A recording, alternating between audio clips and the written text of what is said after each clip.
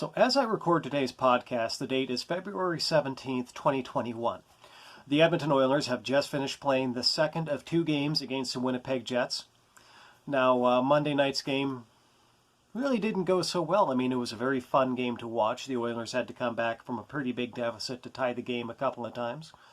But in the final equation, the score was 6-5 for the Winnipeg Jets.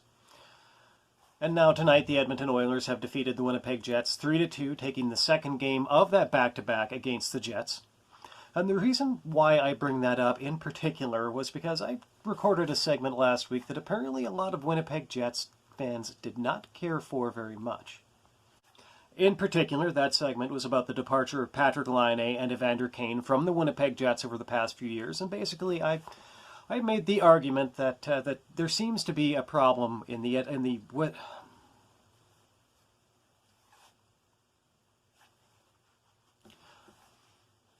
Basically, that podcast segment, I was talking about the departure of Patrik Laine and Evander Kane from the Winnipeg Jets over the past few seasons. And basically, I made the case that there seems to be an issue in the Winnipeg Jets locker room, one that is really not very conducive to putting together the team.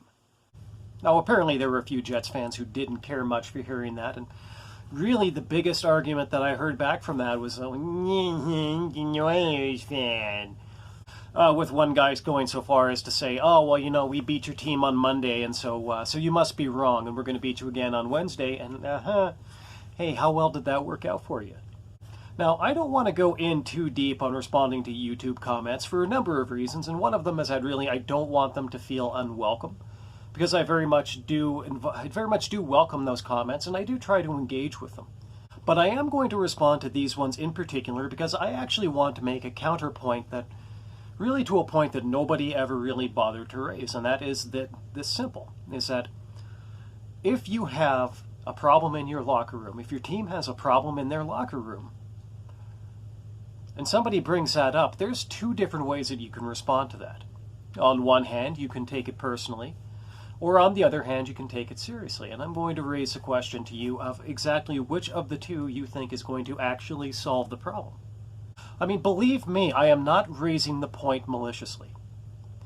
You know, I don't want the Winnipeg Jets to fail. I want the Winnipeg Jets to succeed. I am old enough to remember when the Winnipeg Jets were taken out of Winnipeg and shipped off to Phoenix, which in my opinion is still today one of the greatest travesties in the history of the NHL. You know, they took the original Winnipeg Jets franchise, and they took that team away from a dedicated and passionate fan base, and they shipped them off someplace in the desert where that fan base has, quite frankly, just never really existed. You know, there have been a few times when they've had some flashes of on-ice success, but really since moving out to Phoenix, all the Arizona Coyotes have really succeeded in becoming is a burden to the rest of this league. The NHL is constantly having to bail them out. You know, the city council in Arizona, in Phoenix, you know, they are constantly having to bail this team out financially, and somehow the team actually manages to keep going back to court to make the Glendale City Council continuously bail them out. It is absolutely ridiculous, in the fact that it took the failure of the Atlanta franchise to actually get a team relocated back to Winnipeg, let alone the original Winnipeg Jets. I mean, obviously that didn't happen, but the fact that this team is allowed to continue failing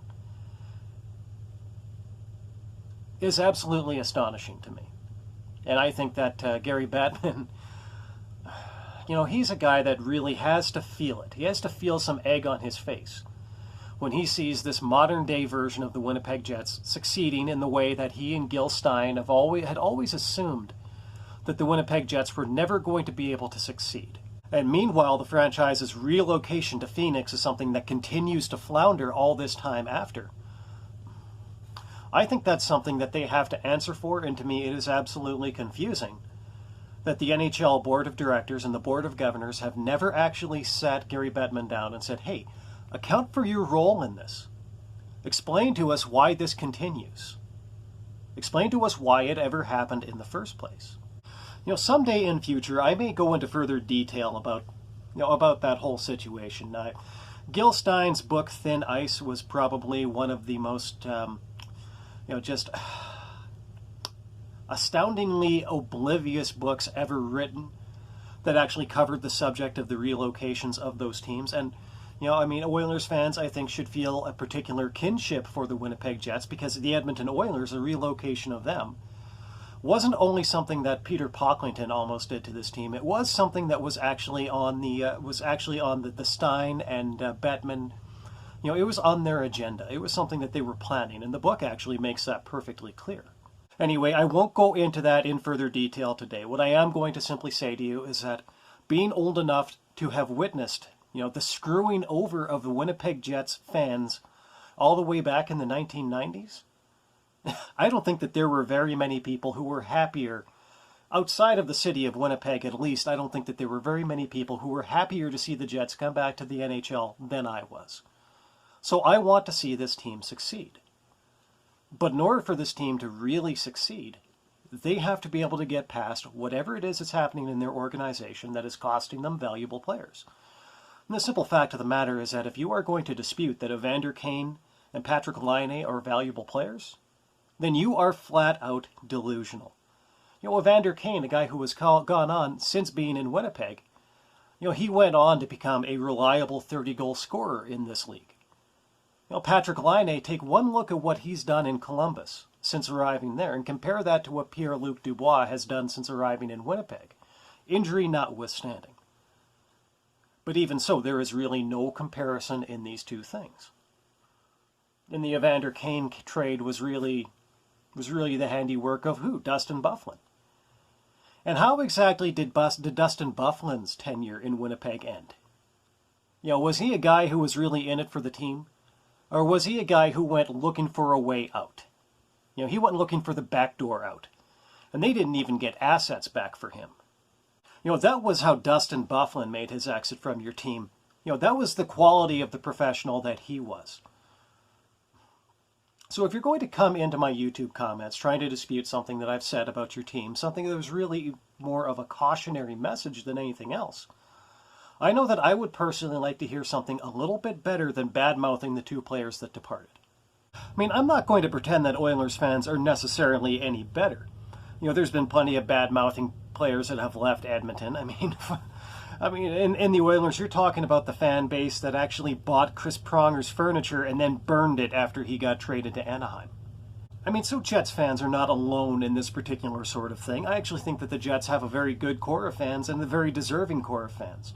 I'd like to see a Stanley Cup in Winnipeg at some point over the next few years. Any year that it isn't in Edmonton. But in order for that to happen, I think that there's a problem in the Winnipeg Jets locker room that needs to be solved. I really do think that there is one there. And you're not going to solve that problem by screaming "shut up" at everybody that comes out and talks about it.